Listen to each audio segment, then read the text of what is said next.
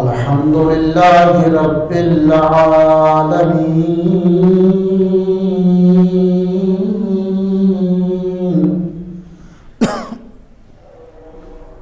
वस्सलातु वस्सलामु अला रसूलिहिल करीम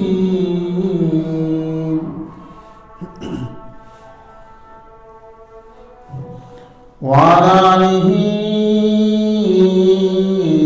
व अस्हाबिहि व अहले बैतिहि व अज़वाजिहि व औलियाए मिल्लतिहि व उलमाए अहले सुन्नतिहि अजमईन। अम्मा बाद फ़अऊज़ु बिल्लाहि मिनश शैतानिर रजीम।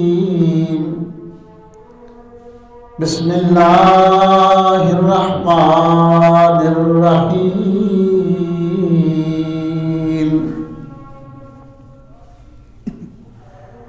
कुल्लु मन अलैहा फ़ान व यब्क़ा वज्हु रब्बिका ज़ुल जलाली वल इकराम। सदक़ल्लाहुल अज़ीम व सदक़ रसूलुहुन नबियुल करीमुल अमीन। क़ाल अल्लाहु तबारक व तआला फ़ी शान महबूबिही मुख़बिरन व आमिरा। इन्नल्लाह व मलाइकतहु युसल्लूना अलन नबी या अय्युहल्लज़ीना आमनू सल्लू अलैहि व सल्लिमू तस्लीमा। दुरूद पाक पढ़ें। अस्सलातु वस्सलामु अलैका या सय्यदी या रसूलल्लाह व अला आलिका व अस्हाबिका या सय्यदी या हबीबल्लाह। अस्सलातु वस्सलामु अलैका या सय्यदी या रसूलल्लाह व अला आलिका व अस्हाबिका या सय्यदी या खातमन नबिय्यीन। हम्दो सना के बाद दुआ है, रब्बे ज़ुल जलाल मुझे यह कहने की, आप सबको सुनकर हम सबको इस पे अमल की तौफीक अता फरमाए। अल्लाह वहदहू ला शरीक का लाख लाख एहसान और शुक्र है कि जिसने अपने हुजूर इस मुक़द्दस और अज़ीम व शान फ़रीज़ा जुमातुल मुबारक की अदायगी के लिए सबसे पहले अपने इस मुक़द्दस कार मस्जिद में अपनी बारगाह क़ुद्स बेपनाह में हाज़िरी की सआदत नसीब फरमाई है। मालिकुल मुल्क जुमातुल मुबारक की फ़यूज़ व बरक़ात नसीब फरमाए। मुक़द्दस रूह परवर और पुरनूर घड़ियों का सदका हमारी ज़िंदगी की, माज़ी की, गुज़श्ता तमाम गलतियों को, ख़ताओं को, गुनाहों को मुआफ़ फरमाए और बक़िया ज़िंदगी अपने खौफ में, खशियत में रिसालत इमाम अलैहिस्सलातु वस्सलाम की इश्क़ व मोहब्बत में, कुरान और सुन्नत पे ज़िंदगी बसर करना नसीब फरमाए। आज के इस अज़ीम व शान और बाबरकत जुमातुल मुबारक के इज्तिमा में कुरान करीम के 27वें पारे सूरत रहमान की एक आयत तय्यबा तिलावत हुई है। इसमें अल्लाह करीम दुनिया की हकीकत अपने बंदों के सामने रख रहे हैं। फरमाया कुल्लु मन अलैहा फ़ान, हर चीज़ फ़ानी है, हर चीज़ ख़त्म होने वाली है, हर चीज़ को फ़ना है। जो आई है उसने जाना है, आता वही है जिसने जाना होता है। फरमाया वयब्का वजहु रब्बिका ज़ुल जलाल वल इकराम, अगर बका है, कोई बाकी रहने वाली ज़ात है, किसी को दवाम है, हमेशगी है, रब्बिका ज़ुल जलाल वल इकराम, तो वो सिर्फ़ और सिर्फ़ अल्लाह वहदहु ला शरीक की ज़ात बाबरकत है। हर चीज़ ने फ़ना होना है, हर चीज़ पे फ़ना तारी होगी, हर चीज़ ने ख़त्म होना है। दुनिया में बड़े जाबिर बादशाह आए, बड़े ज़ालिम बादशाह आए, बड़े ताकतवर आए, कमज़ोर आए, चंगेज़, हलाकू, सिकंदर आसम जैसे दुनिया में हर किस्म की बादशाह आए, सल्तनतें थीं, तबाह बर्बाद होती चली गई, नामो निशान मिटते चले गए। खुदाई दावे करने वाले फ़िरौन, निमरूद, शद्दाद, मद्दाद जितने भी दुनिया में आए ख़त्म हो गए, उनके नामो निशान मिट गए। कोई ज़ात बाकी रह गई है तो वो सिर्फ़ और सिर्फ़ अल्लाह वहदहु ला शरीक की ज़ात है। अल्लाह ने फरमाया कि अगर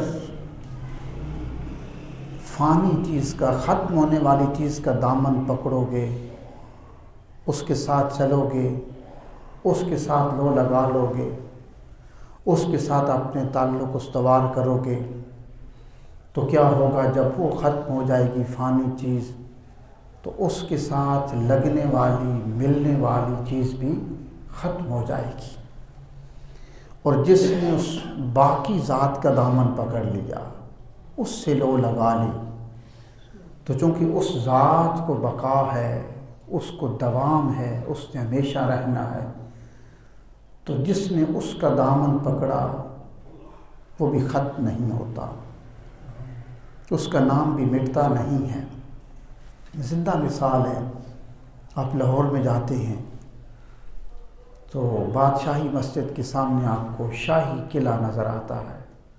बड़े बड़े जाबिर बादशाह मुगलिया दौर के यहाँ पे आए, बड़े बड़े फरमारवा आए, उन्होंने अपनी हिफाजत के लिए, अपने बचाव के लिए नाकाबिले तस्खीर किले तामीर करवाए।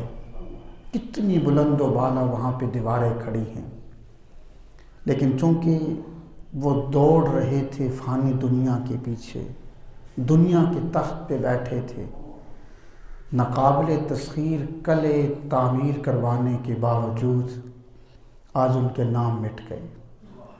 शाही किले में जाए ना, छोटी छोटी तख्तियाँ लगी हैं, फ़लाँ बादशाह यहाँ पे आया था, फ़लाँ की सवारी यहाँ से गुज़रती थी, फ़लाँ का तख्त यहाँ पे था, फ़लाँ के जो मलकाएँ थीं, शहज़ादियाँ थीं, वो यहाँ पे रहती थीं, ये उस बादशाह की खलवतगाह थी, यहाँ से उनकी सवारियाँ गुज़रती थीं। छोटी छोटी तख्तियाँ निशानदही करती हैं। नाम मिट गए, ताकतें ख़त्म हो गईं, ज़ोर टूट गए, सल्तनतें मिट्टी में मिल गईं। आज वो बाइस इबरत नाकाबिले तस्खीर कला, शाही कला एक बाइस इबरत है लोगों के लिए कि तुमने क्या किया। जिन्होंने अपने बचाव के लिए इतनी बुलंद व बाला मजबूत दीवारें और किले तामीर किए थे, आज उनके नाम बाकी नहीं रहे। तो इसलिए कि कुल्लु मन अलैहा फ़ान, वो एक फ़ानी दुनिया के पीछे दौड़ रहे थे, उनके हाथ में फ़ानी दुनिया का दामन था। दुनिया ख़त्म हो, वो भी तबाह हो गई। उसी के सामने आप देखें, वहाँ एक टीले पर एक बाबा जी ने आके डेरा लगाया, जिनका नाम था हज़रत दाता गंज बख्श अली हजवेरी रहमतुल्लाह ताला अलैह।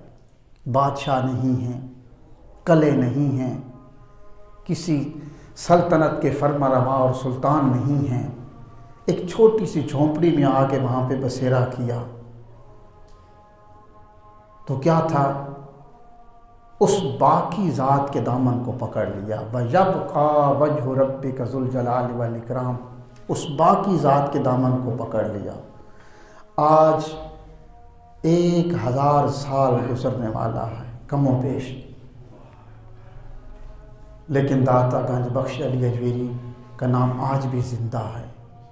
जो भी लाहौर की नगरी में दाखिल होता है उसका सर अदब से झुक जाता है।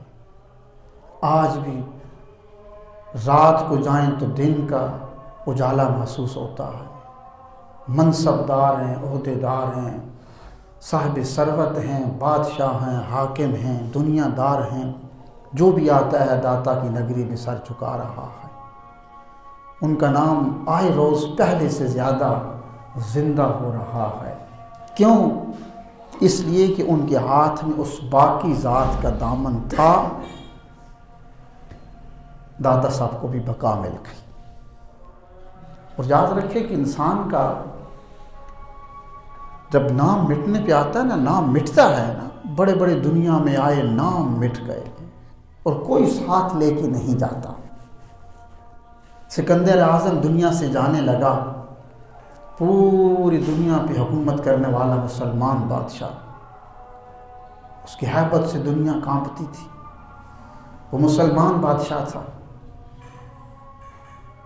लेकिन जाने लगा तो उसने जो उसके शाही अरकान थे, अरकान ममलिकत थे, उनको कहा कि जब मेरी रूह निकल जाए तो मेरे दोनों हाथ मेरे कफन से बाहर कर देना।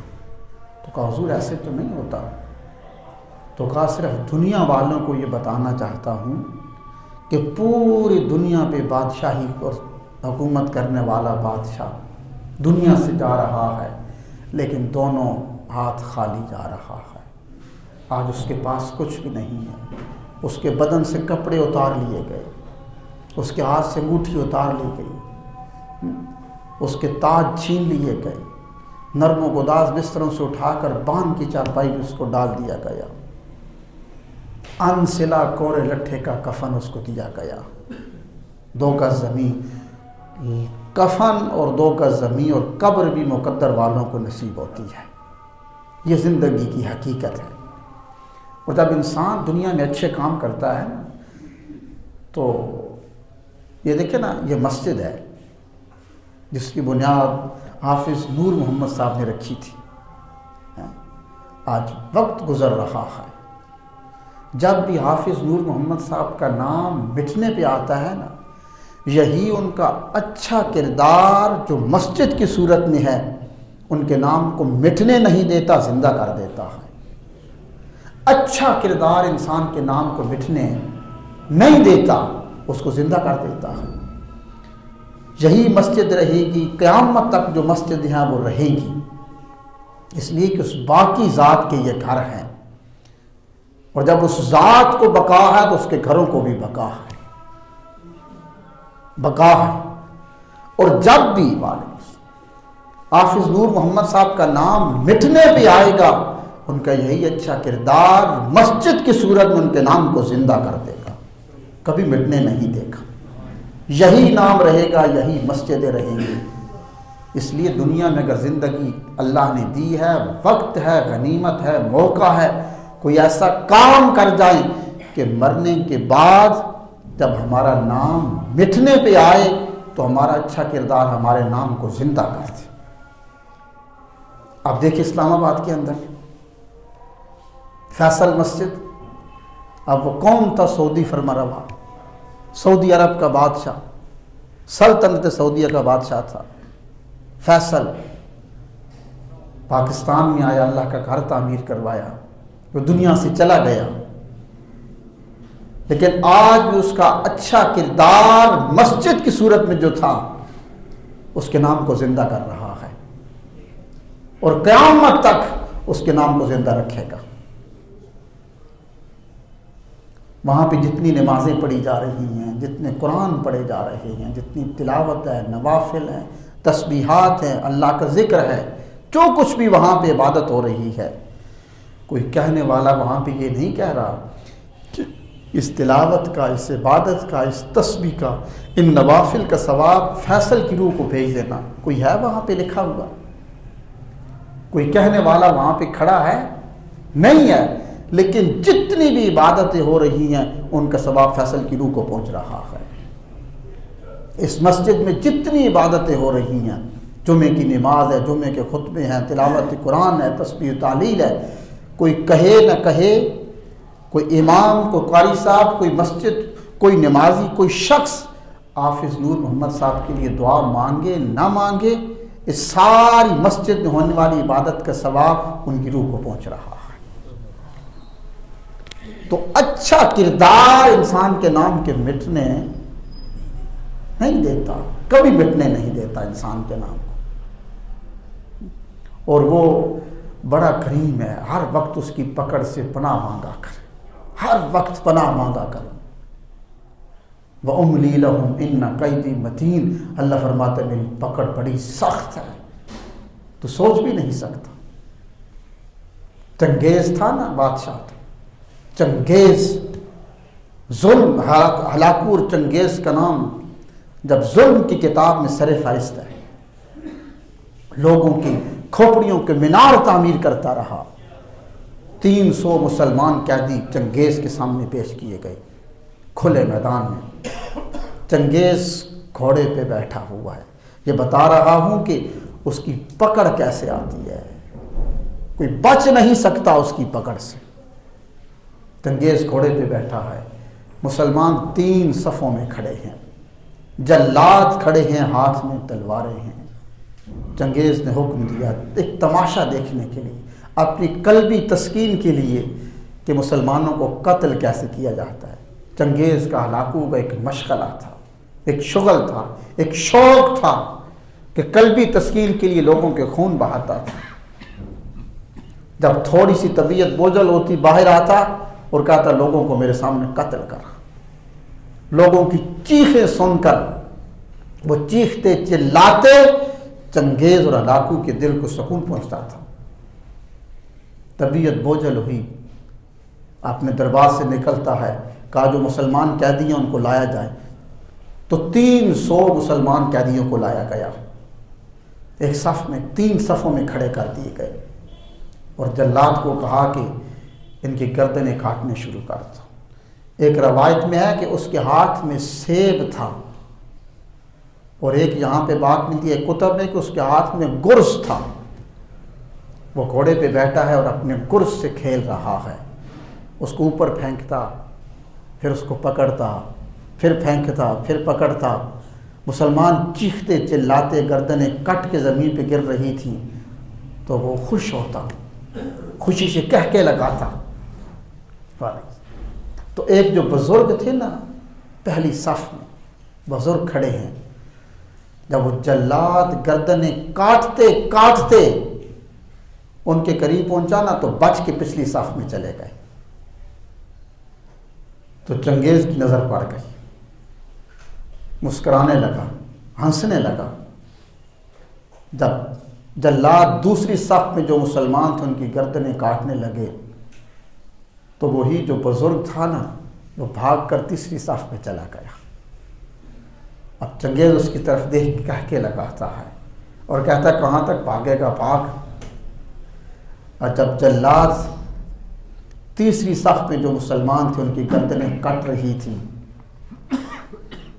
जब उसके करीब जल्लाद पहुंचा तो चंगेज ने कहा ठहर जाओ। उसको बुलाया और कहा कि अब भाग के कहाँ जाओगे, पीछे चौथी सफ तो है नहीं, अब भागो कहाँ जाओगे, मुझसे बच सकती हो, मुझसे भाग सकते हो, कौन है जो तुम्हें मुझसे बचाएगा। हम कहते हैं ना हम बड़ी चीज हैं, जब मैंने कह दिया तो फिर क्यों नहीं हुआ। ये फिरौनियत है, ये खुदाई दावे हैं। हर बात को, हर मसले को अपनी अना का मसला नहीं बनाना चाहिए।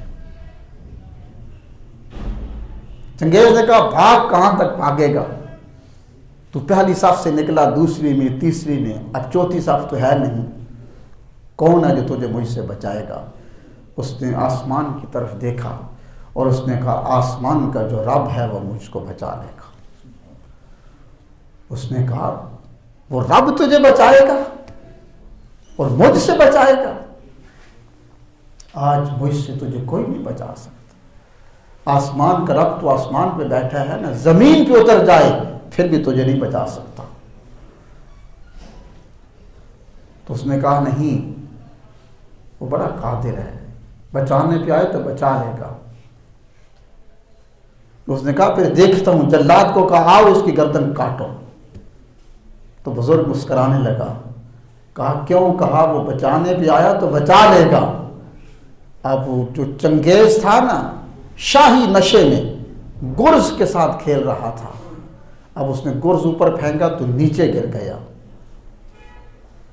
अब वो गुर्ज को उठाने के लिए जब नीचे झुकता है, जब झुका तो उसका पांव फिसल गया और उसका एक पांव उस घोड़े की रकाब में फंस गया और घोड़े में दौड़ लगा थी।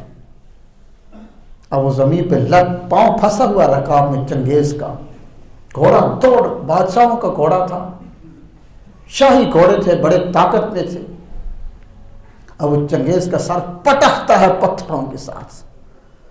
जो शाही दस्ते थे पीछे दौड़ रहे थे, चंगेज काबू में उसको रोक ले घोड़े को। लेकिन वो दावा कर बैठा था कि आसमान का रब तुझे बचाएगा। अब उस चंगेज का सर पटकता था पत्थरों के साथ, खून के फव्वारे छूटते थे, लेकिन वो घोड़ा चंगेज का किसी के काबू भी नहीं आता था। जब घोड़ा रुका तो देखा कि उसका जो दिमाग था वो भी सांस से निकल के बह चुका था। इसलिए अल्लाह फरमाता कि मेरी पकड़ बड़ी सख्त है, कभी खुदाई का दावा ना कर बैठना। तो फरमाया, कुल्लु मन अलैहा फान, हर चीज फानी है, हर चीज ने खत्म हो जाना है। आज तो है ना, हम बड़े आराम से कह देते हैं कि जैसे हमने गुज़श्ता जुमे के अंदर पढ़ा था कि इश्क इलाही के, मोहब्बत इलाही के पक्का मुसलमान होने का दावा करते हैं बड़ा, और इस्लाम के नाम पर हमें कभी कांटा तक नहीं चुभा। और हमारी हालत यह है कि अगर मस्जिद में सर्दियां हैं तो गर्म पानी का इंतज़ाम नहीं तो नमाज घर पे। ये हमारी मोहब्बत इलाही है ना। अगर गर्मियां हैं तो इसी का इंतज़ाम नहीं है तो नमाज नहीं पढ़नी, गर्मी है। और मोहब्बत इलाही के दावे, और दुकानदार हैं तो बारियां लगी हुई हैं कि पहले तू पढ़ के आ जा फिर मैं चला जाऊंगा। और मोहब्बत इलाही के दावे, दुकान बंद नहीं हो सकती, जमात छूटती है तो छूट जाए, हमारे गाहकी खराब ना हो, हमारा रिस्क बंद ना हो जाए। इतना यकीन, इतना तवक्कुल रब की जात पर। बारियां लगी हुई हैं, पहले तू पढ़ के आ जा फिर मैं चला जाऊंगा, जमात छूट दिया तो छूट जाए। बड़ी मोहब्बत है ना आपसे, बड़े पक्के मुसलमान हैं। नाबीना शख्स बुजुर्ग शहर मदीना से बाहर दूर एक कबीले में रहता था, जंगल में डेरा था। हुजूर के पास आया, कहा हुजूर मैं इसलिए हाजिर हुआ हूँ कि आप मेरे घर में तशरीफ़ लाइए। हुजूर ने फरमाया क्यों, खैरियत है? उसने कहा हुजूर एक जगह पे आप नमाज अदा फरमाएंगे तो मैं उसको जाए नमाज बना लूँगा। तो हुजूर ने फरमाया तू मस्जिद में नहीं पढ़ता? कहा हुजूर रास्ते में नदी नाले पड़ते हैं, जंगल पड़ता है, नाबीना हूँ। बस औकात ऐसा होता है कि जब बारिशें होती हैं तो नदी नालों के पानी चढ़ जाते हैं, मैं नहीं गुजर सकता। नाबीना हूँ, बुजुर्ग हूँ, फजर और इशा की नमाज पे हुजूर रास्ते में जंगल पड़ता है, जंगल के जानवर हैं, उनसे बड़ी मुश्किल से बच के मस्जिद में आता हूँ। हुजूर मैं चाहता हूँ मैं फजर की नमाज और इशा की घर में अदा कर लिया करूँ। तवज्जो फरमाए मेरी तरफ, फजर और इशा की नमाज घर में पढ़ लिया करूँ। आप नमाज अदा फरमा दे, जहाँ पे नमाज पढ़ेंगे मुसल्ला बिछा लूँगा। अल्लाह के रसूल ने नमाज पढ़ी है, मेरे लिए बायस बरकत हो जाएगी। हुजूर मेरी मजबूरी है, मैं तवज्जो फरमाना, मैं बूढ़ा भी हूं, नाबीना भी हूं, मेरा उज़र भी है, शहर मदीना से दूर जंगल में मेरा घर और डेरा है। फजर पे आता हूं, इशा पे आता हूं तो रास्ते में जंगल पड़ता है, जानवर हैं। हुजूर बड़ी मुश्किल से बच के आता हूं। बारिशें होती हैं तो नदी नालों के पानी चढ़ जाते हैं, बड़ी मुश्किल से बच के आकर जमात के साथ शामिल होता हूं। हुजूर करम फरमाएं, तशरीफ लाएं और नमाज अदा फरमा दें, ताकि मैं फजर की और इशा की नमाज घर में अदा कर लिया करूं, या अगर बारिशें हों, नदी नालों का पानी चढ़ जाए तो घर में पढ़ लिया करूं। जब ये कहा तो हुजूर का चेहरा अकदस सुर्ख हो गया। फरमाया तो इस डर से जमात छोड़ना चाहता है कि रास्ते में जंगल पड़ता है, जंगल के जानवर हैं, बारिशें हों तो नदी नालों का पानी चढ़ जाता है, इसलिए तू कहता कि फजर इशा की नमाजें घर में पढ़ लूंगा। हुजूर ने फरमाया अल्लाह की इज्जत की कसम, अगर जंगल के जानवर तुझे चीर फाड़ के रख दें, तेरे टुकड़े भी कर दें, नदी नालों का पानी तुझे बहाकर भी ले जाए, तब भी मैं तुझे इजाजत नहीं दे सकता कि तू नमाज घर में पढ़ेगा। नमाज पढ़नी है तो मस्जिद में जमात के साथ पढ़नी होगी। और फरमाया अगर मुझसे गुलामी का दावा करता है ना, तो फिर नदी नालों से, जंगल के जानवरों से नहीं डरना, फिर मेरा हुक्म मुकद्दम है और मेरा हुक्म है जो कुछ भी हो जाए नमाज़े मस्जिद में जमात से पढ़। हमारी तो बारियां हैं ना, दुकानें खुली हैं, गाहकी का वक्त है, लोगों का रश है, जा तू पढ़ के आ जाना, जब तू पढ़ के आएगा तो फिर मैं चला जाऊंगा ना। फिर नमाज भी आखिरी वक्त में अदा की जा रही है, जोहर की नमाज असर से पहले 10 मिनट पढ़ी जा रही है। क्यों साहब आप लेट क्यों आए मस्जिद में? भाईजान असर के वक्त नमाज अजान होने वाली है, इतनी देर से नमाज? हाँ दुकान पे रश था, दूसरा लड़का नहीं आया था, आज अकेला था। अल्लाह की इज्जत की कसम, हुजूर की हदीस है, हुजूर ने फरमाया जो नमाज़ें आखिरी वक्त में अदा करेंगे, जान बूझ कर पढ़ेंगे और दुनिया के अपने से भागने के डर से नमाज़ें आखिरी वक्त में पढ़ेंगे वक्त में, जैसे जोहर की नमाज असर से 10 मिनट पहले पढ़ी जा रही है, पढ़ेंगे वक्त में, लेकिन आखिरी वक्त में पढ़ेंगे।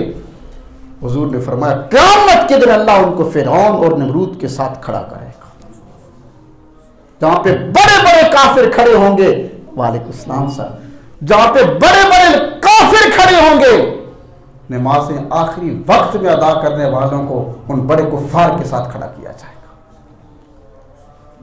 बातें बड़ी तलख है ना तलख।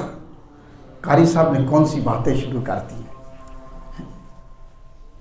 है ना तलख बातें, लेकिन नहीं, बादशाह है उसने भी 2 रोटियां खानी है, गदागर है उसने भी 2 रोटियां खानी है, जिसने 40-50 साल की उम्र हो चुकी है, जिसने 40 और 50 साल तक रात को आज तक भूखा नहीं सोने दिया, उसने अगले भी 20-30 साल की प्लानिंग कर रखी होगी, वो कभी भूखा नहीं सोने देता। अल्लाह फरमाता है मैंने जिसको पैदा किया, तुम तो मुझे सजदा करते हो, मुसलमान हो, कलमा पढ़ते हो, अगर मैं कोई काफिर हो, मुझे गालियां देने वाला हो, मेरा इनकार करने वाला हो, मेरी खुदाई में शरीक हो जाए, अगर मैं रात को भूखा उसको भी सुलाऊं तो मुझे खैरत आती है। मैं तो सोने से पहले उसको भी छत और खाना अता करता हूं, फिर उसको सुलाता हूं। इसलिए ये दुनिया कुल्लु मन अलैहा फान, फानी है, खत्म होने वाली है। हो सकता है कफन के कपड़े दुकानों पे पहुंच चुके हो सकता है अगला जो किसी के कूच का ऐलान हो, हम में से तुम में किसी के, दुकानें वहीं पे रह गई, सब कुछ वहीं पे रह गया। उठाएंगे, बांध की चारपाई पे डाल देंगे, तुम्हारे अपने चाहने वाले दौड़ के आएंगे, तुम्हारे बेटे, तुम्हारी बीवी, सबसे पहले तुम्हारी जेबों की तलाशी ली जाएगी, जो होगा वो निकाल लिया जाएगा। हाथ में घड़ियां तो उतार ली जाएगी, अंगूठियां तो उतार ली जाएगी, पैसे तो निकाल लिए जाएंगे, पर्स निकाल लिए जाएंगे, और फिर यहां तक नहीं, कपड़े छीन के उतार लिए जाएंगे। फिर किसी बांध की चारपाई में डाल दिया जाएगा। और जो सारी जिंदगी लगाकर हमने हलाल और हराम की तमीज किए बगैर जो महल्लात खड़े किए थे, अगर एक रात भी मरने के बाद वहां पे हमने अगर गुजारनी पड़ जाए, नहीं, उठाओ इनको हॉस्पिटल में ले जाओ, किसी ठंडी और कोल्ड और बर्फ की जगह पे रखो, मरने के बाद तो आखिरी रात भी हमारे जो वारिस हैं वो वहां पे नहीं रहने देंगे। फरमाया कुल्लु मन अलैहा फान व यबका वजहु रब्बिका ज़ुल जलाल वल इकराम। उस बाकी ज़ात का दामन पकड़ लो, तुम्हें हमेशा की बका की, हमेशा की ज़िंदगी नसीब हो जाएगी। अल्लाह करीम अमल की तौफीक अता फरमाए। सुन्नत अता।